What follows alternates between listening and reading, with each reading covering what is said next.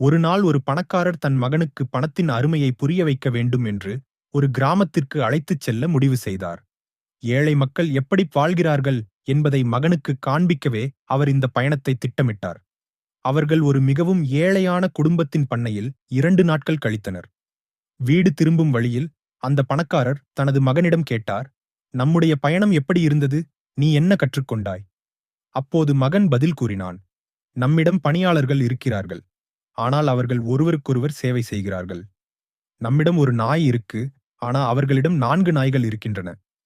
நம்முடைய தோட்டத்தில் வெளிநாட்டிலிருந்து கொண்டு வந்த விளக்குகள் இருக்கின்றன. ஆனால் அவர்களிடம் இரவில் வானத்தில் நட்சத்திரங்கள் இருக்கின்றன. நாம் உணவை வாங்கி சாப்பிடுகிறோம். ஆனால் அவர்கள் தாங்களே வளர்க்கிறார்கள். நம்மிடம் ஒரு பெரிய நீச்சல் குளம் இருக்கு. ஆனால் அவர்களிடம் முடிவே இல்லாத ஓடை இருக்கு. நாம் பாதுகாப்புக்காக பெரிய சுவர்களை கட்டியிருக்கிறோம். ஆனால் அவர்களை பாதுகாக்க நண்பர்கள் இருக்கிறார்கள்.